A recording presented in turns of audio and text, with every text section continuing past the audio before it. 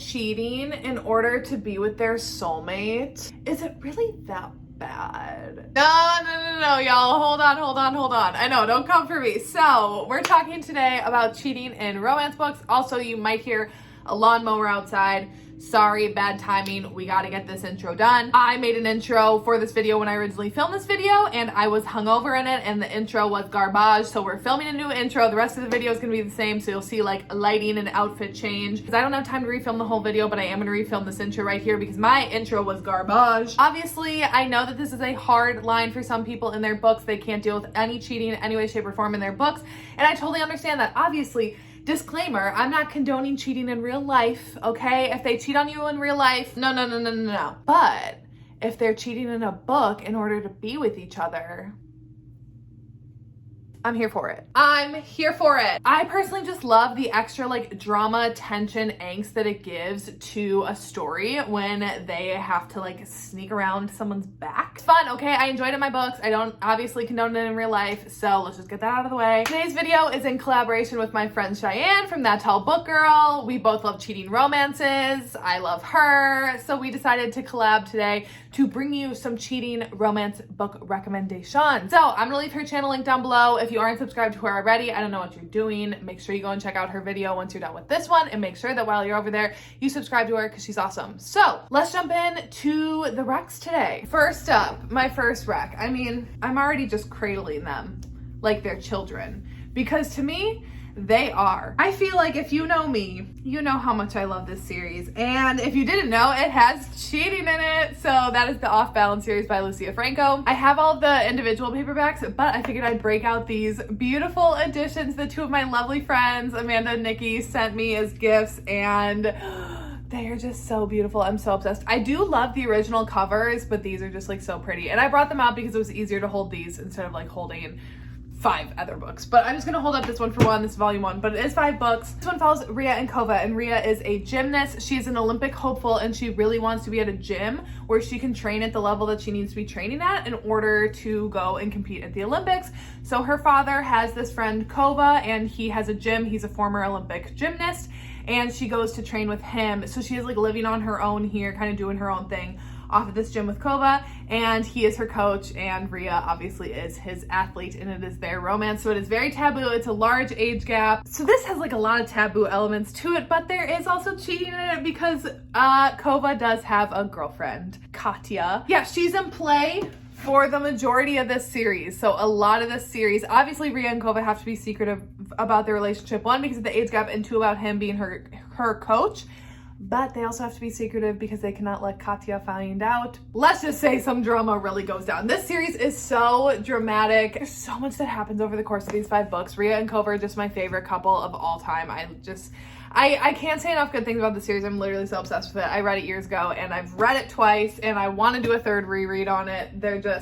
That series is just everything. Also, I should have just prefaced this that all of the books with the cheating in them that I'm going to talk about today are all of them cheating to be with each other. It's not like that the couples are together and one of them cheats with like an outside person. It's like they're cheating to be together. So either like one or both of them are with someone else, but they want to be together, but for reasons, whatever, they can't be. That's how we classified. I think Cheyenne did it the same way. I think we like classified them all like that they're cheating to be with each other, which I think is the preferable form of cheating. I don't really like it when our hero like cheats on our heroine and then like they stay together. I don't like that as much. I like when they're like cheating to be together. Oh, it makes it so dramatic. Okay, next up, I got a duet, the Bittersweet Duet by QB Tyler. So Bittersweet Surrender, this is the first book. They have 2, Bittersweet Addiction. I don't really know why I pulled this one off, I guess. But so Bittersweet Surrender. So this one follows Charlie and Will. Charlie is married and Will is her and her husband's marriage counselor. And it starts off with a bang. Like you start right on in on their affair. Like you like already jump into the thick of things with this, which I personally loved. I was like, throw me in. I don't need any of that like messing around kind of stuff. I was like, just throw me right on into the deep end. Charlie and her husband, I forget what his name is, but they've been together for like 8 years, married for 5, and unhappy for 3 or 2, something like that. There are like a lot of different things that happen in their marriage. I don't want to like get into any spoilers or anything, but long story short, they are at marriage counseling, but Charlie is like done. She's like ready to just be done with this marriage. And when she meets Will, she is ready to be done for a different reason because she wants to be with Will, but obviously Will is her doctor technically, so like that's not allowed. Like it's a no-no for him, it's a no-no for her, and it is their romance. So much sneaking around behind her husband's back, but again, I was like, cheat, because Will is just so great. So I was like, go be with him. Personally love this duet.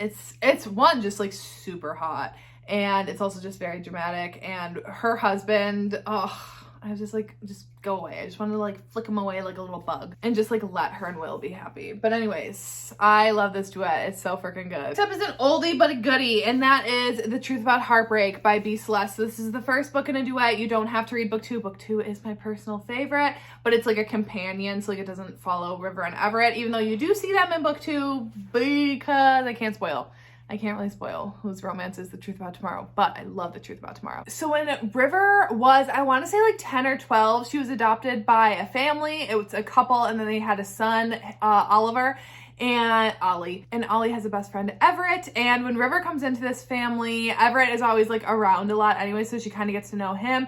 But she's like really shy, really closed off. I don't want to like spoil things from her backstory, but you know, she's just not in like a very good place. And she immediately kind of takes a liking to Everett. So it's like brother's best friend. Their timing never lines up, and that's the thing. So this book is told like in the present. You do see certain flashbacks to the past, like when River is younger and when she's first meeting Everett and kind of getting introduced to the family and everything.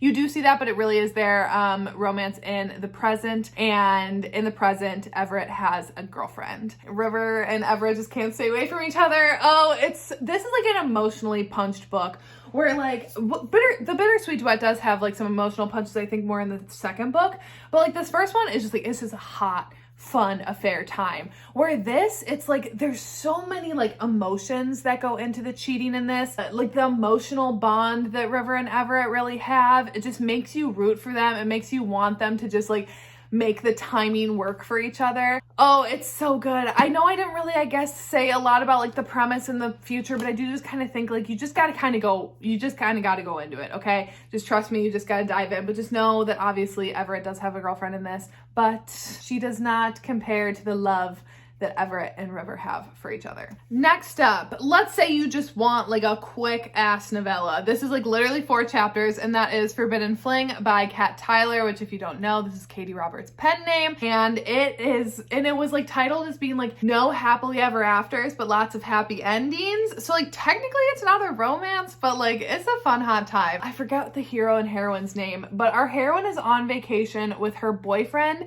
some of his frat brothers, and his dad at like his dad's beach house, I think. And while they're on vacation there, all her boyfriend is doing is like wanting to hang out with his bros, and like he's not giving a fuck about her. He's not giving any attention to her.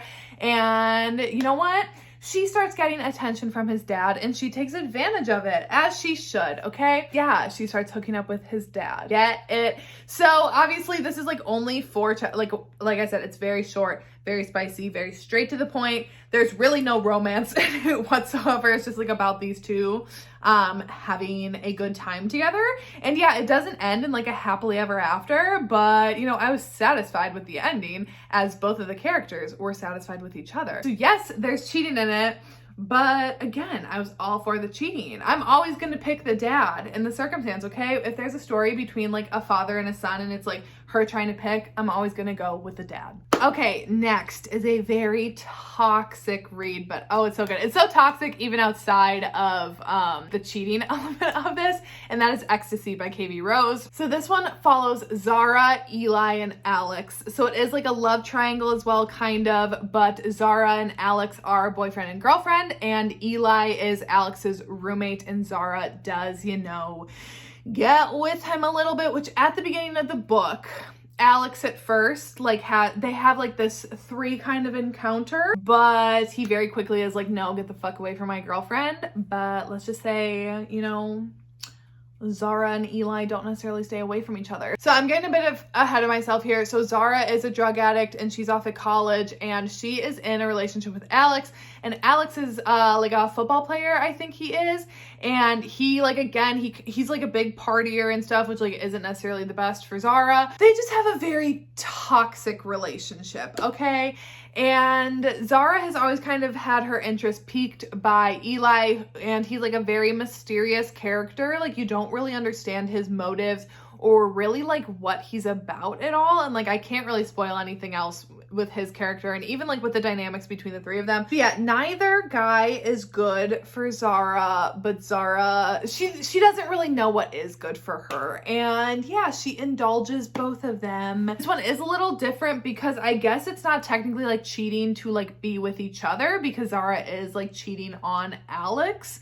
But I don't know, the way that the dynamic all kind of flows, it's just like a book that you just got to get into. You just got to like read it to understand the whole kind of like dynamic, because those three, I don't even think they know what the fuck's going on with them. Okay, what, I got two more.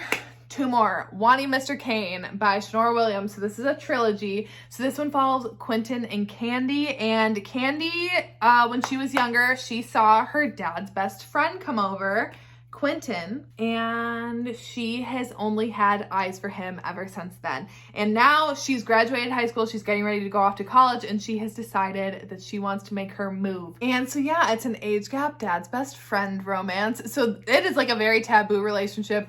And Kane and her dad are like genuinely like best friends. They're like brothers, not actually brothers, but they're like best friends. They do really debate it between the two of them of being like, are we going to cross this line? Like Candy has a good relationship with her dad too. So they're like, if we cross this line, like, oh shit, this is like, there's never going back from this. But they of course can't deny their attraction. But where the cheating comes in is that Kane, he has this like on and off again kind of girlfriend. Okay. So she's there. She's more kind of like, so he's a wealthy businessman, because of course he is. She's like goes to functions with him sometimes. He like makes it very clear that it's like just physical between them. But she like she always wants more. I think it's her name Kelly. And I think she like wants more very clearly, and she's around quite a bit, and that whole situation carries over the course of the trilogy. It's a wild time. Ultimately, Candy and Quentin don't care about the consequences and say hell to everything and just be together. So it is a trilogy and it is a ride. It's very dramatic. It's very like up and down and drama, and it's just good, and it was hot. And lastly, I have Spring Semester by QB Tyler. So once again, it's like a novella length. I forget how long it is. It's like less than 200 pages. It's the third book in the Campus Tales series. You don't have to read the first two, even though I highly recommend 1 and 2, so good. The first one is student teacher, and the second one is dad's best friend and like boss employee kind of vibes. Oh, both are so good. But this is the third one here, and this one follows Everett and Leighton, and they are childhood best friends to lovers kind of vibes. But they're in college, and the timing of them, again, has just like never really worked out for them to be together. They were together when they were younger. Like I think they like hooked up once to like, you know, get it over with each other. But they've never been like full on boyfriend and girlfriend before. And they both have people that they're with. Like Everett has a girlfriend, and I think Leighton is just like maybe sleeping with someone. Like I don't think it's like a full-on relationship, but the book like starts with them two hooking up, and they're like, okay, we're gonna like both agree to go and tell our other two people that we're gonna like be together now, like because they were cheating to like be together. But you know, things can never just be easy, and something pops up, and you know, it goes from there. I don't want to spoil anything. So yeah, again, like yes, they're cheating, but they're ultimately cheating because they just love each other. So I excuse it. This video was a hot fucking mess. If you stuck through here to the end, y'all should just make sure that you go and watch Cheyenne's, because Cheyenne's is gonna be a better video than mine. I'm talked out today, okay? I like talked to people all day, and then I came home, and then I had to do this, and it's just like my brain is just fried. I'm tired. I had a lot of beveraginos this morning, and it's a Sunday. Ugh. It's just, I need to go drink some water, take off my makeup, and go to bed. So yeah, that is it for today. I don't know what's up next. You'll see it when it's up, and I will see you when I see you.